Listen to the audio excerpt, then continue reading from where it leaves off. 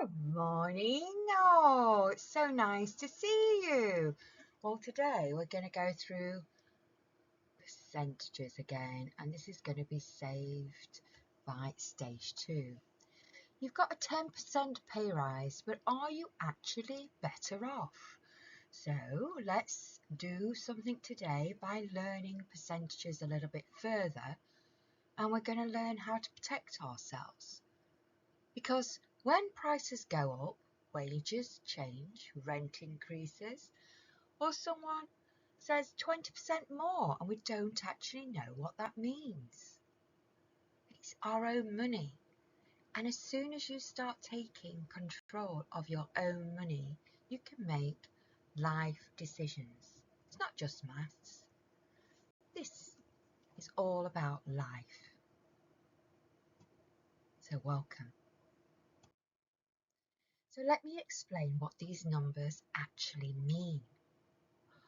Okay, so let me get the numbers for you and basically let's go through them together. That's me, Miss Million, all right? Because right now we get told that things are going up, things are going down, and we need to know what is actually going on. Because you're being told like fuel prices are going up by 20%, going up by 0.2%. Groceries are going up. We can also see that our company profits are going up. But do you actually know what that means? And it all sounds the same. Everybody's talking in percentages, but we don't actually know what that means because they're not all the same. They're all different. And because 20% of something you have to work out the maths, you have to go in a supermarket and work things out, don't you? You also have to say, I don't know what that means in a meeting. By these percentages, we're going to change how it could be to what you're earning, what you're spending, and also what you're saving.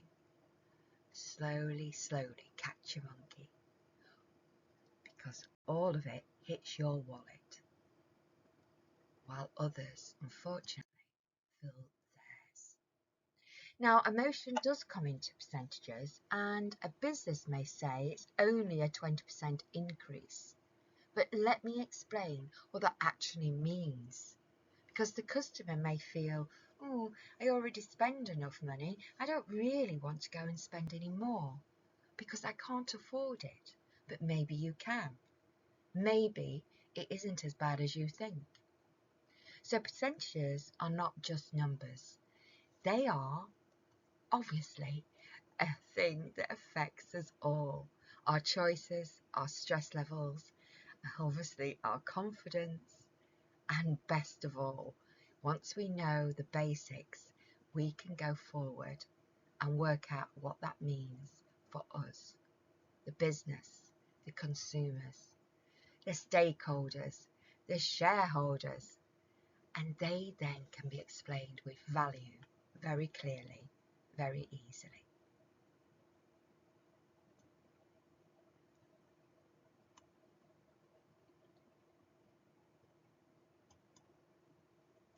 We want to make sure that this all makes sense so things can be around you and you are quite confident.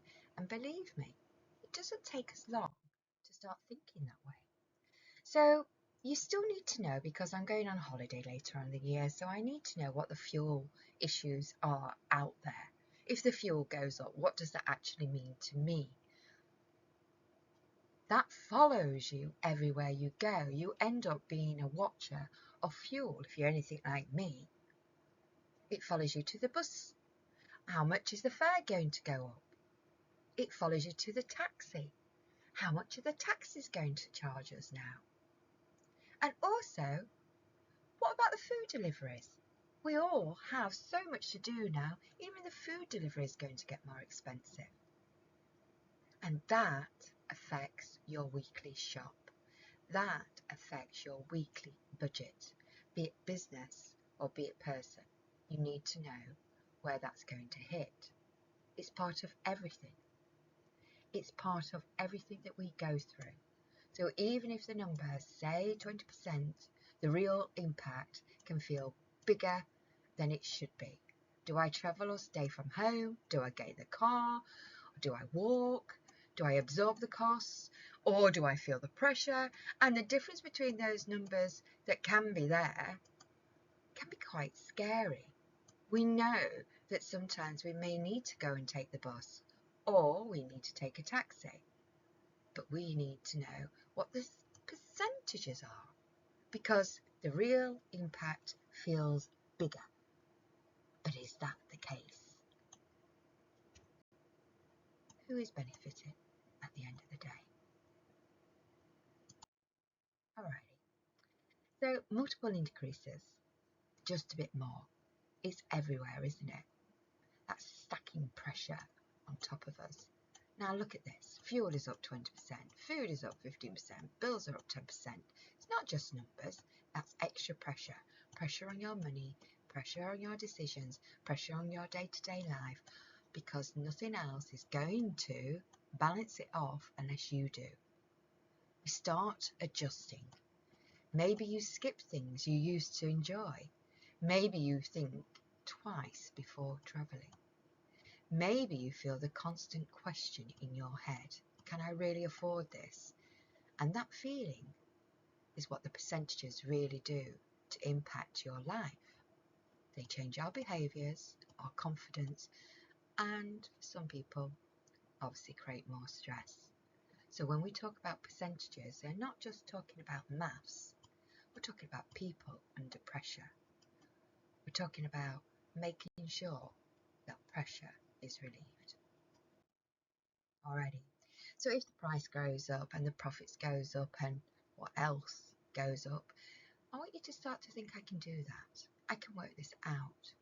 What does it all suggest and what does it mean to me? Because we need to know what it means to us, but it also means different things. It might mean costs have gone up, fuel, wages, material. So businesses raise their prices just to keep going. That's one possibility. But there's others. Prices may have gone up because it's not just down to the costs. It means that they need to make more profits for other reasons. They don't just say that though, do they? They need to grow and expand. So they may have to take things up, make them dearer, because we want to grow. Because not every price increase is equal. Sometimes it's for survival. Sometimes it's for strategy. And sometimes it's an opportunity. So instead of just accepting the prices are up, start asking what costs actually increase by how much and who is really benefiting. Because once you start asking those questions, you're not just a customer anymore, you're an informed customer. You become the interpreter of those numbers. Those costs increase could do the price increasing and profits just maintained, nothing more. But on the other hand, prices increasing are more than costs and profit improves. That's what we want. We have to be like that to make sure we are sustainable out of survival mode. Alrighty, let's get round the table. Do I have to investigate everything? Now you might be thinking, do I have to investigate absolutely everything? Well, no, not always, but you can look into the cause. Do I need to become some kind of expert? No, you don't have to become some kind of expert, but you do need to understand what's going on around you and why. Now, whilst we're sat round the table, you just need to investigate some things, because you hear something and you think, okay, what does that mean? GDP grew by 5% or GDP went down. It sounds good or it can sound absolutely terrible, but what does that mean in the full story? Is it in growth? Was it the government spending again? Is it debt? Is it sustainable or is it short term? There should always be a reason. And if there isn't a clear reason, we do need to go and investigate to interpret the data. You don't need to question everything, but you do need to see where the effects are on your money, your future, and your decisions. That's when you pause and you ask one simple question. Where did that come from? Is it because we want to go in growth? Because we're not just a number? Or is it a story? Because I need to know the final truth. Is there anything hidden? Is it because we're in growth? Or is it because we're down? Is there a reason for that? And is it going to be because we need to increase production? More government spending? Exports are increased? Debt fuel growth? Spot the deliberate spelling mistake. And what's hidden? Growth is just not a number, it's a story to tell us where it came from. Alright. Is it the taxi ride? Could be. Is it dear, that taxi ride? Could be. We could have what we're doing right now is that oil prices increase globally. Supply chains are obviously affected. Currency changes because the import and exports are all changing. Taxes are increased, or companies need to increase their margins to make sure that they go into sustainable mode or growth and not just survival. Some increases are cost driven and some are price driven decisions based on what they can do in the marketplace. Alrighty, so rent has gone up. What's the reason? Well, you can hear it on the news that interest rates have gone up, so the landlords are going to pass that on to you.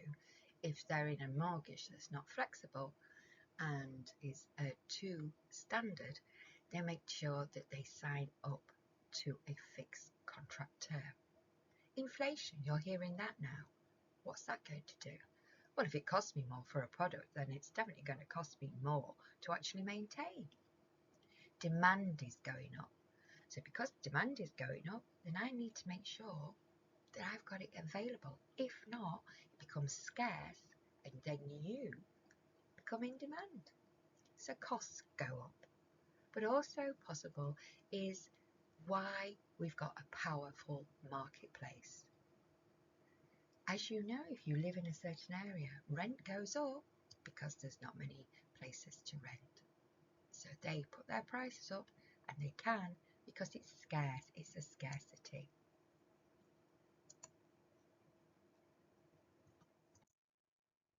Alrighty, let's take a quick recap. What's going on in the marketplace? If we know that fuel is going up, we know that rent could go up as well. We've got to look at these certain areas. What's the external problems out there? Well, right now we've got the oil issues. So they need to make more money because they're probably getting oil from other areas. And that is very variable. So we have to balance that out because they've got all these external issues. Same with the rent. What else externally to the actual property that you're in is costing you more money?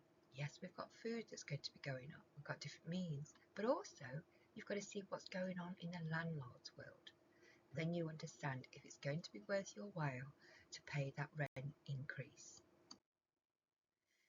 If we look at the interest rates and inflation, they're all linked. Inflation is done by the central banks that increase the interest rates. Now, luckily, right now, as I've been filming this, they've stayed at the same amount, but I've known the interest rates go massively up and massively down, all because of what's going on externally. Borrowing becomes more and more expensive. Landlords pass on those costs and rent increases. So we know that the increase is driven by higher costs or the wish to actually have higher profits. So percentages changes are for a reason. You are capable.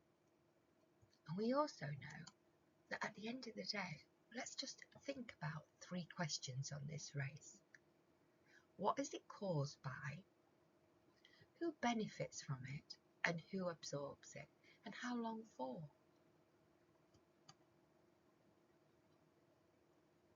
If costs haven't increased, then higher prices may just be for profit. But if costs are going up, then your prices are going to increase too. Alright. Percentages tell you what has changed. Understanding telling you why it's changed. How long is it going to be for? So you can budget as much as you like. You can decide where that money is coming from. You can also work out what you're going to do about it. Is it going to be in the short term or the long term? A product costs £55 and it's increased by 20%. Okay, what does that mean? We've got to find out what that actually is for you. So here's a quick sum for you. 20% of 55. So most of us understand how to get 10% of a price. So we start with that method first. 10% of 55 is £5.50. So 20% is simply done by having it twice, and that makes it £11. Then we add the £55 to the £11, and there you have it. That's what we're going to have to pay extra if everything goes up by 20%. Easy one to start with and an easy one to practice. Find 10% and then add it from there and go up. But what if we want to do it a different way? You are paying basically 120%. So you're paying for the 100%, which is the 55, and then you're adding the percentage on top of the 20%. So if you've got your calculators or mobile phones, you simply times it. So in the end, you're paying £66. So you can see that there's 2 methods there that you could use quite easily if you want to use your mobile phone or your calculator. Understand this and you stop guessing what you know. Anything that I've mentioned today is going to be in the PDFs in the description box for you. So take a nosy. This is an easy way to look at things, what's going on internally or externally. Don't just trust the percentage, find out where it's coming from, and you can make a decision whether or not it's going to be good for business and good for you as a consumer. Because at the end of the day, we may need to start using more of the loyalty cards, more of the things that are available to us on staff discounts. We may need to switch. Over 25,000 people currently this week have switched bank accounts for getting better interests or better plans. So people are in the mood for switching. And why? Rent and phone and insurance and utilities. It's time to look around and renegotiate, switch those providers and get what you want. And it's sometimes the best decision is not to buy at all, to stay with who they are and to basically understand your percentages, what that actually means. You don't control prices, but you do control your decisions. Alrighty, thank you very much for joining us today. I'm Miss Million and I'll see you on the next one, stage 3. Thank you.